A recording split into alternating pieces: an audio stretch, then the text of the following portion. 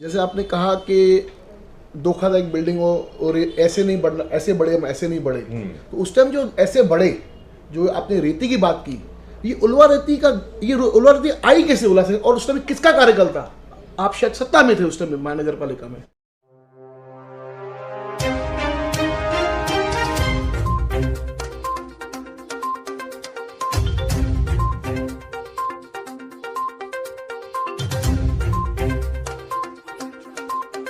आज लेते एक मुलाकात राष्ट्रवादी कांग्रेस पार्टी के दिग्गज नेता मनोज लासी जी के साथ। मनोज जी, धोखादायक बिल्डिंग का जो इतना बड़ा जो राहत मिली उल्लासनगर शहरवासियों को, क्या कहेंगे इस विषय के अंदर? आपने तो पूछा है क्या कहेंगे, एक पत्रकार ने पूछा आपको क्यों तकलीफ हो रही है, आपकी क्यों जल रही है। अच्छा, तो मैंने कहा कि मुझे तकलीफ नहीं हो रही है, मेरी जल नहीं रही है। ऐसे कहा उन्होंने कि बीजेपी के लोग बोल रहे हैं कि ये उत्साह का माहौल होना चाहिए, नागरिक सत्कार होना चाहिए, दिवाली जैसा माहौल होना चाहिए। मैंने कहा कि पिछले 12 साल से 60 इमारतें जो गिर गई, उनमें बड़े 72 लोग जो मर चुके हैं, उनमें बच्चे, बूढ़े, महिलाएं। सही।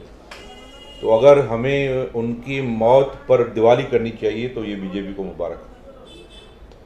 अगर उन 60 इमारतें जिन्हें खाली कराई गई या टूट चुकी है या गिर चुकी है, उनके 900 परिवार आज घर से बेघर है, परेशान है, दर दर भटक रहे हैं 12 सालों से, तो अगर उनकी परेशानी, उनके दर्द में बीजेपी को नागरिक सत्कार करवाना है तो उनको मुबारक। मनोज जी, 2.5 साल आप सत्ता में थे, आपके काफी दिग्गज नेता मंत्री शहर में आए, कह के गए कि हमारा मसौदा तैयार है, हमारा मसौदा तैयार है। उस टाइम में आपने इंप्लीमेंट क्यों नहीं कराया? और आज जब सत्ता परिवर्तन के बाद में जब भारतीय जनता पार्टी के आमदार कुमार अलानी जी ने अगर 1.5 महीने में कर दिया, आपको तो 2.5 साल पब्लिक ने दिए थे, आप तो सत्ता में, उस टाइम आपने क्यों नहीं किया ये विषय? मैं झूठा हूँ, मेरी बातों पर बिल्कुल विश्वास मत कीजिएगा। मैं राजनीतिक आदमी हूँ, हर पल पल झूठ बोलता हूँ, मेरे पे विश्वास मत कीजिएगा। और महाराष्ट्र राज्य के मुख्यमंत्री पर तो विश्वास करेंगे ना? बिल्कुल। हमारे मुख्यमंत्री ने जब ये ऐलान किया उल्लासनगर शहर के धोखादायक इमारतों को राहत देने का, एक पैकेज देने का, उन्होंने अपने 2.5 मिनट के भाषण में जो उन्होंने अंदर विधान भवन में कहा, उन्होंने कहा कि 27 जून 2021 के दिन कमेटी बनी, बराबर। उस कमेटी में फला फला फला फला फला अधिकारी, उच्च स्तरीय अधिकारी थे। तो भाई साहब, 27 जून 2021 को बीजेपी की सरकार थी महाराष्ट्र में, थी महाराष्ट्र की बीजेपी की सरकार थी नहीं, उस टाइम इसकी सरकार थी ना, आपकी सरकार थी। महाविकास अघाड़ी सरकार, ठीक है। फिर उन्होंने कहा कि कमेटी ने जो सुझाव दिए उनको मान्यता 30 मार्च 2022 के दिन मिल चुकी। तो 30 मार्च 2022 के दिन बीजेपी की सरकार थी, आपसे पूछ रहा हूँ, बीजेपी की सरकार थी? आप कहिए ना, आप महाविकास आघाड़ी की सरकार बराबर है, थी। आप कहिए। तो मेरी बातों के ऊपर विश्वास मत कीजिए, मुख्यमंत्री की बातों के ऊपर विश्वास कीजिए। उन्होंने जो तारीखें दी है कमेटी गठित करने का, और कमेटी के जो सुझाव थे उनको मान्यता देने की तारीखें, वो सब महाविकास आघाड़ी की सरकार में हुआ है। तो मेरे नेताओं ने जिन्होंने बड़ी बड़ी बातें की, यहाँ आकर शहर में, विधान भवन में, मंत्रालय में, अधिवेशनों में, तो उनका तथ्य तो आज के मुख्यमंत्री और उस वक्त के नगर विकास मंत्री और हमारे थाने जिले के पालक मंत्री आदरणीय एकनाथ शिंदे जी ने खुद ही बोर्ड लगा दिए। तो उनकी बातों में तो विश्वास कीजिए। यानी आप ये श्रेय जानबूझ के लेना चाह रहे हो, या आपको लेना है, या ये श्रेय आपके पास जा रहा है? श्रेय और मात का सवाल ही नहीं, इसमें थोड़ा लंबा जाते हैं, 2005 में जाते हैं। ठीक है। 855 इमारतों का हाईकोर्ट से आदेश आया कि शहर की 855 इमारतें टूटनी चाहिए। पूरा सरकारी महकमा लग गया उन 855 इमारतों को तोड़ने में। उस वक्त की सरकार, कांग्रेस एनसीपी की सरकार, विलास राव जी देशमुख मुख्यमंत्री और राजेश टोपे जी एनसीपी के हमारे नगर विकास मंत्री, वहां पर पप्पू कालानी उस वक्त के आमदार और उस वक्त की महापौर ज्योति कालानी ने ऐसी कोई मीटिंग ऐसा कोई विधानसभा अधिवेशन, ऐसा कोई कैबिनेट मीटिंग नहीं छोड़ी जिन्होंने उन्होंने शहर की 855 की इमारतों को, जो तलवार हाई कोर्ट से आदेश आया था, उन्हें रद्द किया जाए। आखिर मैं सीधा कहूंगा, सीधे शब्दों में, उस वक्त की सरकार को उल्लासनगर के सामने झुकना पड़ा और हाईकोर्ट से राहत दिलाने के लिए एक नया रेफ्यूजी एक्ट, जिसे illegal construction of Ulhasnagar 2005 act कहते हैं, और आपकी जानकारी के लिए बता दूं कि उस एक्ट के तहत आज पूरे देश भर में जितनी भी अवैध निर्माण, अवैध कॉलोनियां, अवैध प्रॉपर्टी, आज उस एक्ट के तहत हाई कोर्ट से, कोर्टों से उनको राहत मिल रही है। सही। तो उल्लासनगर से उसकी शुरुआत हुई। तो उसी अध्यादेश में उस वक्त क्या था जेकी जी, हाईकोर्ट का आदेश था, बिल्डिंगें तोड़ने का काम चालू हो गया, यहां पर पुलिस व्यवस्था हो गई, वहां पर बुलडोजर, पोकलेन मशीनें, जेसीबी, बड़ी बड़ी व्यवस्था हो गई। उस वक्त इंपॉर्टेंट ये था कि गवर्नमेंट से ऐसा कुछ तरीका लाया जाए, एक आइडिया निकाली जाए जिसमें हाईकोर्ट में हलफनामा डालकर एफिडेविट की वो तलवार हटाई जाए। बाकी उसमें दंड क्या होगा, उसमें मर्यादा क्या होगी, उसमें एफएसआई क्या होगी, उसमें फलाना क्या होगा, ढिमका क्या, वो एक अलग बात है। हमने कहा उसको आगे निपटेंगे खुद ही। तो 2006 का वो अध्यादेश आगे चल के उसे आज अमेंडमेंट किया गया। मुख्यमंत्री ने कहा कि 2006 के अध्यादेश, जो इलीगल कंस्ट्रक्शन का अध्यादेश है, उसको हम आगे बढ़ा रहे हैं। उसमें रेटेबल वैल्यू इतना ज्यादा था, उसमें दंड इतना था, उसमें एफएसआई इतनी थी, उसको हम संशोधन कर रहे हैं। तो ये बच्चा तो उसी वक्त हो गया था, अब बच्चे को बड़ा होके नाम रखने में समय लगा था। उसमें बहुत सारे कारण हैं, सरकारें बदली गई, ये हुई, कोविड काल आया, ये आया, ज्योति कालानी का कार्यकाल है, मैं झूठ नहीं बोलता हूं, विधानसभा के क्लिप्स है, ऑफिशियल क्लिप्स है, शहर भर में वायरल हो रहे हैं, सभी मीडिया हाउसेस के पास है। किस प्रकार ऐसा कोई अधिवेशन नहीं, ज्योति कालानी ने गुहार नहीं लगाई हो, झोलियां नहीं फैलाई हो कि मेरे शहर को राहत दो, मेरा शहर आपसे आज कोई बड़ा 500 करोड़ दो, 1000 करोड़ दो, विशेष पैकेज दो, ये दो, स्पेशल वो दो, स्मार्ट सिटी दो, कुछ नहीं मांग रहा है। मेरा शहर मांग रहा है, मेरे ऊपर जो तकलीफ है, धोखादायक इमारतें, आपने हमें ऐसे बढ़ने के लिए जगह नहीं दी, हमने ऐसे बढ़ना चालू किया। अगर ऐसे बढ़े हैं उस वक्त, चाहे वो टेक्निकल रेती का प्रॉब्लम हुआ हो, या क्वालिटी का प्रॉब्लम हुआ हो, या किसी प्रकार से जल्दबाजी में हमने इमारतें बनाई, तो हमारी मजबूरी थी, हमारे पास जगह नहीं थी, हमारे परिवार बड़े हो रहे थे। तो हमें राहत दी जाए, वो सब ज्योति कालानी की मांगे, उस वक्त की 2006 का अध्यादेश, उसके बाद हमारे महाविकास आघाड़ी के, चाहे वो शिवसेना हो, मैं विशेष तो कहूंगा कि उस वक्त के पालक मंत्री, नगर विकास मंत्री, आज के मुख्यमंत्री, उसको हम दिल के गहराइयों से चिल्ला चिल्ला के धन्यवाद कर रहे हैं। खासदार के लिए हम चिल्ला चिल्ला के धन्यवाद कर रहे हैं, क्योंकि हमने उनको देखा है कार्य करते हुए, तड़पते हुए हमारे शहर की। हमें जितना दर्द था हमारे शहर में, एक जो कि थी, एक दीवार स्लैब गिरता था ना, रात को नींद नहीं आती है, सही आती है। बारिश जब खड़खड़ा के हम अपने घरों में सोते हैं, जब बारिश का आवाज आता है तो पूरा ध्यान जाता है उन इमारतों की तरफ। बिल्कुल। उन इमारतों में लोग कैसे मजबूरी से रह पड़े, और हमारे सिंधी समाज के लोग, ज्यादातर मेजोरिटी हमारे लोगों की है, मजबूरी में रह पड़े। दूसरों के सगे संबंधियों के घर में, बेटियों के घर में, भाइयों के घर में मजबूरी में रह पड़े। सही है। कल्याण चले गए, अंबरनाथ चले गए मजबूरी में। तो उनकी आवाज को आज सरकार ने सुना है। ये राजनीति, शय मात, ये वो, उसमें हमें नहीं जाना है।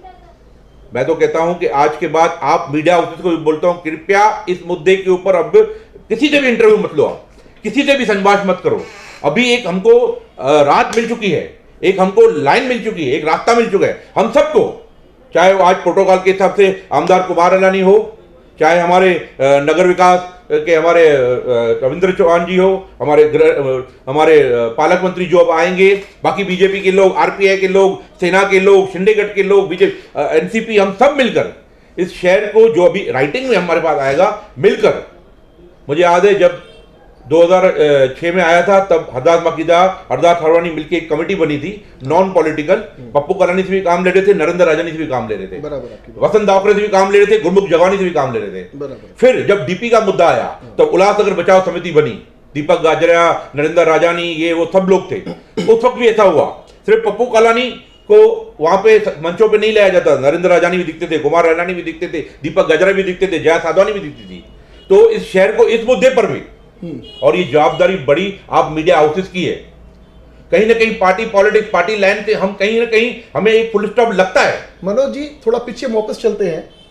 जैसे आपने कहा कि धोखादायक बिल्डिंग हो और ऐसे नहीं बढ़ना, ऐसे बढ़े, हम ऐसे नहीं बढ़े। तो उस टाइम जो ऐसे बढ़े, जो आपने रेती की बात की, ये उल्वा रेती आई कैसे उल्ला से, और उस टाइम किसका कार्यकाल था? आप शायद सत्ता में थे उस टाइम महानगर पालिका में। उस टाइम की कौन सा कार्यकाल था आप बताइए? समय 1992 में 1992 उस वक्त यूपीपी की सरकार थी, यूपीपी की सरकार थी। हाँ बिल्कुल। देखिए, उलवा रेती सस्ती थी या वो फ्री में मिलती थी, इसलिए भवन निर्माताओं ने उसको इस्तेमाल नहीं किया। उस वक्त अचानक से रेती का अभाव पड़ गया था, कमी हो गई थी। सही है। महाड़ की रेती नहीं मिलती थी, गुजरात की रेती नहीं मिलती थी, पोरबंदर की रेती नहीं मिलती थी, कल्याण खाड़ी पे बंदिश हो गई थी रेती निकालने के लिए। तो इमारतें जो 2 माले की, 4 माले की, 5 माले की बन चुकी थी, अभी उसको कंप्लीट तो करना था, उसकी बुकिंग तो ले चुके थे, पैसे तो ले चुके थे बिल्डर। तो बिल्डरों ने कहीं अपनी थोड़ी लालच और जल्दी इमारत को खत्म करने के चक्कर में, और उनको भी कहा मालूम था कि ये रेती इतनी घातक होने वाली है। उस टाइम अगर नेताओं ने रोका होता तो आज ये नेताओं को कहा मालूम था ये जो लाल रेती आ रही है ये घातक होने वाली है, 8 साल बाद, 10 साल बाद, 15 साल बाद, 20 साल बाद गिरेगी। वो रेती वापरी नहीं होती तो आज धोखाधड़ी बिल्डिंग होगी, इतनी बड़ी यादें नहीं होती आपके सामने। एग्री। पर किसको मालूम था ये रेती विनाशकारी है या रेती ये हमारी इमारतें गिराएगी? वो टाइम पे तो शॉर्टेज थी, मिल नहीं थी, भवन निर्माता बना रहे थे, लालच में उनको जो मिला फटाफट कंप्लीट करना था, बिल्डिंग बेचनी थी, फ्लैट बेचने थे, दुकान बेचने थे। तो ये भवन निर्माताओं उसकी उसकी लालच, और मैं सीधा चलो इस बात को मानता हूं कहीं ना कहीं नेताओं की नजरअंदाजी। यस, नजरअंदाजी, क्योंकि उन्हें मालूम नहीं था इसका अंजाम क्या होने वाला है। शहर में बहुत बड़े बड़े आर्किटेक्ट थे उस टाइम पे, थे, पर उन्होंने आर्किटेक्टों ने मना किया था खेती के लिए कि रेती इस्तेमाल मत करो, लाल रेती इस्तेमाल करो, उलवा की मत करो। तो ये प्रश्न चिन्ह है, ये पुरानी गर्भ की बातें हैं। एक आर्किटेक्ट का काम होता है कि हर एक चीज को चेक करके बाद में उसको यूज करना। हम उनकी काबिलियत पे नहीं जाएंगे। आज हमारे शहर को जंगल को मंगल बनाने में उनका भी बहुत बड़ा हाथ है। हाँ, देखो, त्रुटियां होती है। हाँ। जब कोई बच्चा बड़ा होता है तो जरूरी नहीं है वो एक ही आकार का बने। कुछ उसमें कोई पढ़ाई में कम होगा, किसी को ड्राइविंग नहीं आती होगी, किसी को इंग्लिश नहीं आती होगी, कोई काला होगा, कोई गोरा होगा, कोई नाटा होगा, कोई मोटा होगा। तो ये उनमें हम नहीं आते, उन बातों को हमने। आज हमें आना चाहिए एक ही विषय पर कि मैंने कहा आप मीडिया हाउसेस की जवाबदारी है, बिल्कुल, शहर के एनजीओ की जवाबदारी है, शहर के संत महात्माओं की जवाबदारी है कि सभी को एक मंच पर लाएं।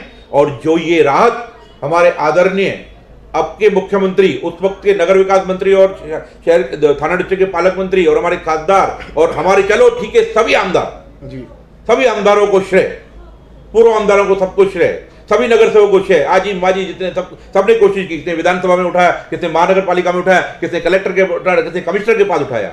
सबको इस बात का श्रेय होता है। आज के बाद ये सब बंद होने चाहिए। एक मंच पर सब आकर ये ऑर्डर जल्द से जल्द निकलना चाहिए। अध्यादेश जो घोषणा हुई है, वर्बली हुई है अभी तक, और उसके ऊपर एक आर्किटेक्ट हमारे शहर के अगर वो कम पड़ते हो तो आज हमारे आसपास के शहर बहुत बच गए हैं। अंबरनाथ में अच्छे वास्तु आर्किटेक्ट थे, कल्याण में अच्छे, न्यू बॉम्बे में अच्छे, थाना में, उन सबकी। और एक अच्छी बात है कि पूरे महाराष्ट्र में हमारे उल्लासनगर के बिल्डर जैसे पैराडाइज, रेजेंसी, मोहन, ठारवानी, बड़े बड़े बिल्डर पूरे महाराष्ट्र में काम कर रहे, उनकी एक मीटिंग लेनी चाहिए। भैया हमने गवर्नमेंट से काम लाके ले दिया है, ये अब आ गया है। कैंप के बारे में क्या कहेंगे? अब क्यों जरूरत है ट्रांजिट कैंप की? अब जरूरत नहीं है ट्रांजिट कैंप की। हम क्यों रहेंगे? हम रेफ्यूजी थे, हम रह चुके इतने साल। 2,500 परिवार घर से बेघर है। बस जो आज जैसे भी जितना एडजस्ट कर रहे हैं और एक 7, 8, 10 महीने, 1 साल और एडजस्ट करें, उनके घर मकान आशिया ने उनके वापस बनेंगे, वही बनेंगे, उसी माप के बनेंगे, उन्हीं कम पैसों में बनेंगे। और वही अपने पुराने, आज जो कल्याण शिफ्ट हो गया है, वो धंधा यहाँ करता रहता वहां पे है, आने जाने में जो कुछ दिक्कतें हो रही है, उनको परेशानी हो रही है, उनके बच्चों की स्कूल डिस्टर्ब हुई है, उनकी जो आपसी एक सोशल कनेक्टिविटी थी वो खत्म हो गई है, वो फिर से होगी। सब्र होना चाहिए। उन परिवारों को आप क्या संदेश देंगे? उन परिवारों को एक ही संदेश है जिन्होंने जो फ्लैट बेच चुके हैं किसी भी मजबूरी में या किसी भी लालच में या किसी भी दबाव में, ठीक है, बाकी मत बेचिए, व्हाटएवर, छोड़ दो। आज से राजनीति की बातें इस विषय पर बंद, ठीक है, बंद। वो वहां के तोड़ के नया बनाए। तो आज वक्त आ गया है। सबसे पहले एक मंच पर सभी नेताओं को आकर, एनजीओ को आकर, मीडिया जगत को आकर, संत महात्माओं को आकर एक कमेटी बनानी चाहिए। दूसरा, हमारे जो शहर से बाहर यहाँ के बिल्डर है, बाहर काम कर रहे हैं, उनकी मीटिंग लेनी चाहिए। तीसरा, सबसे पहले धोखादायक इमारतें जो टूट चुकी है या सील हो चुकी है, गिरा चुकी है, पहले उनको डेवलप होना चाहिए। सही है। पहले उनको डेवलप करके आज हम जितनी हमको मुझे जो पता चल रहा है या जो हमारी डिमांड थी या जो अभी मंत्रालय से पता चल रहा है, जितनी एफएसआई हमने यूज की है उतनी ही कर सकते हैं। 7 माले की बिल्डिंग है तो 7 माले की बनेगी, 5 की है तो 5 की बनेगी, 10 दुकानें तो 10 दुकानें बनेगी, 25 फ्लैट है तो 25 ही बनेंगे, कोई कटौती नहीं होगी। जो पैकेज मिला है हमारे लिए एक ये संजीवनी साबित हो सकता है हमारे शहर के लिए। बाकी हमारे शहर में किसी कमी नहीं, आज न व्यापार की कमी है, न अक्लमंदी की कमी है, न पैसे की कमी है, न ही राजनीतिक सूझबूझ की कमी है। हाल ही में जो कोमल पार्क जो गिरी, जिसका स्लैब गिरा, 2 दिन पहले की बात है, गिरने के बाद कुछ बिल्डरों का उनको अप्रोच करना, 2000 में दे दो, 1500 में फ्लैट दे दो, इनके ऊपर अंकुश क्यों नहीं लग रहे ऐसे बिल्डरों के ऊपर? भैया कोमल पार्क की जब बिल्डिंग गिरी थोड़ी देर के बाद ये अध्यादेश आ गया, सब पे ऑटोमेटिक अंकुश लग गया है। उन सबको मालूम है, पब्लिक तक मैसेज पहुंच गया। हमारे शहर की पब्लिक बहुत सुजाग है, बहुत जागृत है, सही है, सोशल बहुत जानकारी रखने वाली है। तो अभी वो उनके जासे में आने वाले नहीं है, अभी वो सस्ते दाम में फ्लैट देने वाले नहीं है, अभी किसी राजनीतिक या किसी बिल्डर या ठेकेदार, किसी भूमि माफिया के दबाव में आने वाले नहीं है। अगर किसी को कोई दबाव डालता है, कोई परेशान करता है, हम लोग बैठे हुए हैं यहाँ पर, सभी पार्टी के लोग बैठे हुए हैं। आप जाओ, जिनके पास भी कार्यालय में जाओ, आपको किसी भी दबाव में 500, 800, 1000 में फ्लैट बेचने के लिए कोई जोर जबरदस्ती नहीं करेगा। सही है। आज सब्र कीजिए, हमें देर आए हैं, दुरुस्त आए हैं, समय लगा है हमको, माफ कीजिए हमें दिक्कतें हुई, हमें समय लगा है, तो वो तकनीकी कारण है, सरकारें बदली हो गई, ये हो गया, कोविड काल हो गया, हमें समय लगा है, हमें माफ कीजिए शहर की जनता को। पर हम लाए हैं आपके लिए एक बहुत अच्छा मसौदा, एक अच्छी प्लानिंग, अच्छा एक अध्यादेश, फिर से प्लानिंग करके, एक एक्सपर्ट प्लानिंग करके हम आपके लिए लाए हैं। सब्र कीजिए, हम सब, चाहे हम कितने भी झगड़ते हो लड़ते हो, पर जहां पर शहर को विकास की बात आती है, कम्युनिटी को एक साथ बांधने की बात आती है और सबको साथ लेके चलने की बात, क्योंकि ये शहर है तो हम है। सही है। हमें कल्याण में राजनीति नहीं करनी है, हमें अंबाला में कोई नहीं पहचानता है, न्यू बॉम्बे में हमको कुर्सी पे नहीं बिठाते हैं। हमें ये शहर ने सब कुछ दिया है, नेता बनाया है, अभिनेता बनाया है, जो भी बनाया है, सेठ बनाया है, ये शहर ने बनाया है। तो इस शहर को अब बनाने का टाइम आ चुका है। सरकारी दिक्कतें थी वो खत्म हो चुकी है, सरकार ने हमें दे दिया है प्रमाण, एक गेट पास दे दिए और गेट पास से अंदर घुस के हम इस शहर को बना। धन्यवाद, बहुत अच्छा लगा आज मनोज लासी जी से बात करके। दिखते रहिए फिर से वॉक इन न्यूज़ चैनल।